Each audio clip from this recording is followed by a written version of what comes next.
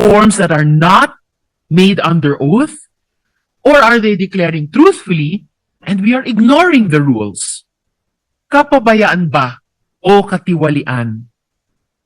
Why am I more inclined to believe that something fishy is happening?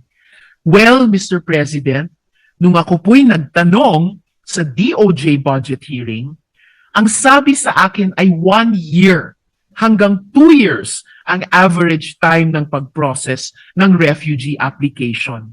Pero itong mga ito, halos 2 months lang. Si Mr. Yin, 1 month lang. Ang nakakakaba pa, most of these bad actors are still in the Philippines, free to continue criminal activities while enjoying the mantle of protection of our refugee system. Who dropped the ball here? Ang DOJ RSPPU na nagpoproseso at nagbibigay ng asylum? Ang BI na may mandato ng paghuli ng mga violators ng ating immigration laws at mag-deport?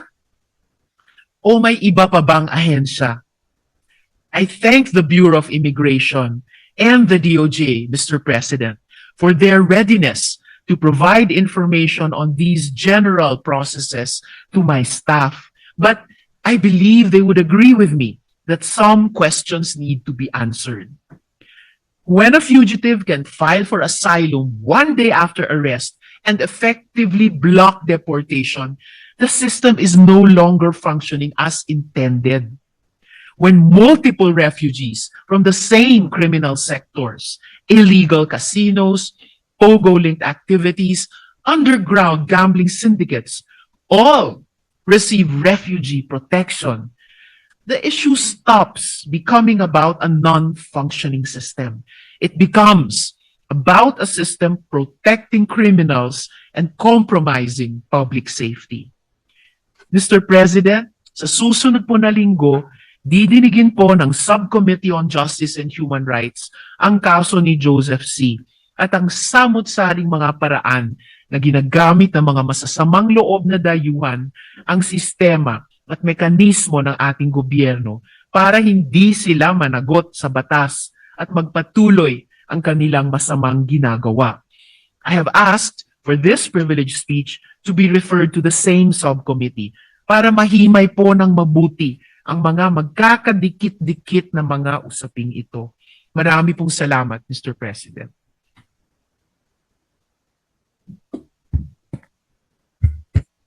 Majority Leader. Thank you, Mr. President. Mr. President, I move that the speech of the lady Senator Risa Ontiveros be referred to the Committee on Justice and Human Rights. Hearing no objection, so referred. Thank you, Mr. President.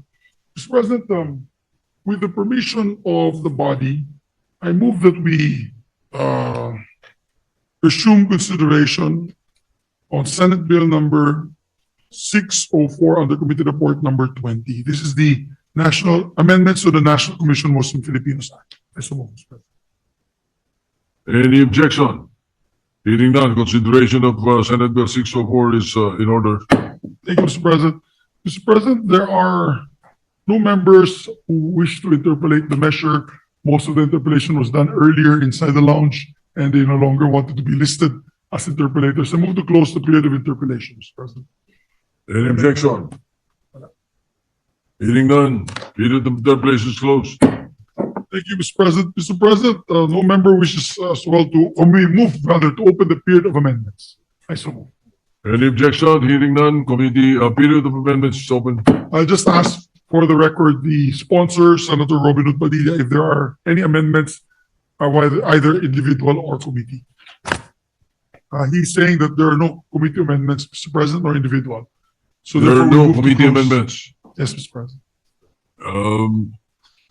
Period of committee amendments is closed. And period of individual amendments as well, Mr. President. There are no period, there are no amendments. Period of individual amendments is closed. Thank you. And for the record, Mr. President, this is a measure we passed in the last Congress, in the 19th Congress. I believe we supported this measure as well. So he just refiled and hopefully he'll get the support that he needs in the lower house for this measure. With that, Mr. President, I move to approve on second reading Senate Bill number 604 under Committee Report number 20. I so move. Any objection? Hearing none. Senate Bill 604 under Committee Report number 20 is approved on second reading. Thank you, Mr. President. I move that we suspend consideration of the measure. Consideration of the measure is. Consideration of Senate Bill number 1509 under Committee Report number 13. I so move. Any objection? Hearing none. Consideration of 1509 is in order. This is an act establishing the Philippine Geriatric Center. We are in the period of interpellation, Mr. President. That's the status of the measure. I move that we recognize the sponsor, Senator Rizzo Ontiveros, and to interpellate Senator, our distinguished colleague, Senator Pia Ontiveros. P.S. Cayetano, Mr. President. Sorry. Senator Risa Ontiveros is recognized to sponsor the measure, and Senator Pia Cayetano is recognized to interpolate. Thank you, Mr. President. If the distinguished sponsor will agree to just a few questions, clarificatory questions. Yes, very gladly, Mr. President. Thank you, Mr. President. Senate Bill number 1509 is an act establishing the Philippine Geriatric Center, defining its purposes and objectives and appropriating funds thereof. Mr. President, my first concern when I saw this, of course, is to say, oh, I'm so glad that the elderly in our community are being given the attention that they need. I think no one will disagree that health is wealth, and sadly, we only realize it as we get older. So to establish a center that would recognize the importance of healthy aging is a good thing, and I congratulate the sponsor for that. Thank you, Mr. President. So on that note, what then concerns me, and it's a concern it's my way of thinking whenever I see a new bill, is how do we ensure that this bill achieves the purpose for the purpose it was drafted? And the purpose is exactly as I said, if I may say it in a very light way, to healthy aging. How do we ensure that that is achieved? When I see that there is a center, meaning a specific center being constructed, then doon ako kinakabahan, because I'm not a big fan of physical establishments. What I like to see is that an entire system is being established. At the proper time, I will propose amendments to ensure that this is a system that we are creating and not just a center. Because when I read the provisions of the bill, and this is basically section 4 on purpose and objectives, ando naman. Magaganda naman yung objectives. I just don't want na lahat ito nandun lang sa isang center. So for example, and I asked my staff, and they told me that, and Her Honor can confirm, that there is no specific location for this. Confirming, Mr. President. Yes. So whether ilagay mo yan sa Ilocos, or sa Tawi-Tawi, or sa Metro Manila, hindi ako excited na doon lang may center. Kasi syempre, ang gusto ko, lahat ng matatanda, makinabang. But again, as I said, when you look at the purpose, specifically D and E, this center is meant to provide consultancy services and technical assistance to DOH and other government agencies and medical institutions. And then it is also meant to provide technical assistance and capacity building in the establishment and maintenance of senior citizens wards in government hospitals. So kung talagang mahalaga itong letter C and D of section 4, then it seems that it will go beyond that physical center, Mr. President. Salamat, Mr. President. The good gentlewoman from Tagigan Pateros is right. Sa ngayon, wala pang nakataktang lugar kung saan itatayo ang PGC. And eventually, the DOH will base the site on objective criteria gaya ng accessibility, existing health infrastructure, and population need. And the gentlelady mentioned various parts of the country. And in fact, sa nagdaang hearing ng komite, minungkahi na silipin ng DOH ang feasibility of even repurposing abandoned pogo hubs in Metro Manila into PGC. And specifically, Mr. President, gentlelady, hindi nilagay sa panukalang batas specifically kung saan para may flexibility ang ating DOH kung saan ito akmang itayo. Ang malinaw, dapat may sprawling at open spaces ang pagtatayuan ng PGC. Minimum, kayang mag-accommodate ng at least 100 bed spaces. So modest at the outset, 100 bed spaces at may puwang for expansion kung kinakailangan. Pero kasabay po nun, Mr. President, Gentle Lady from Taguigan Pateros, kasabay ng pagtayo ng initial na kahit 100 bed capacity, ay isusulong na nga po yung purpose and objectives ng PGC.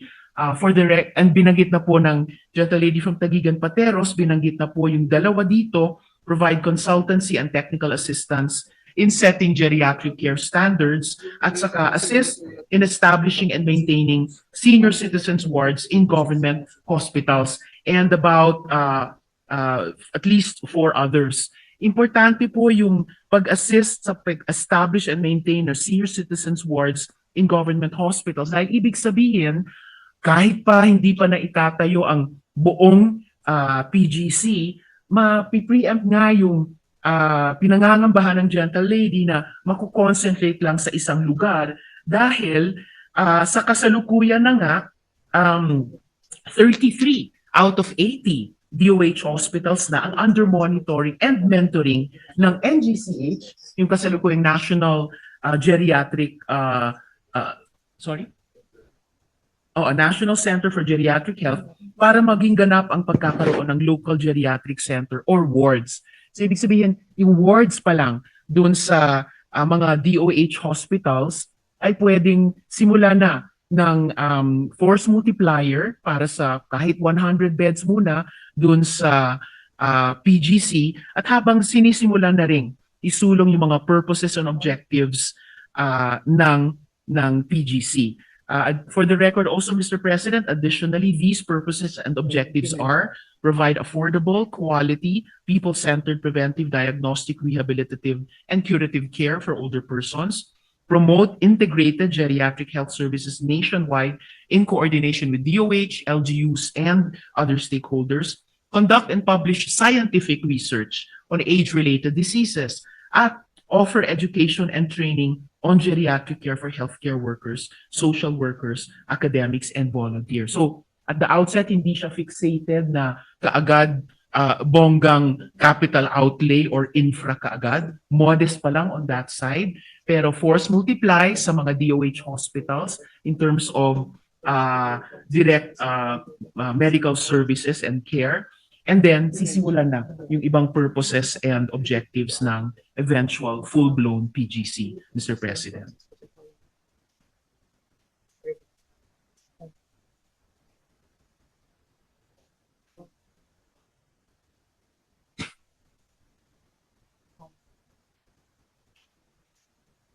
Thank you for that, Mr. President.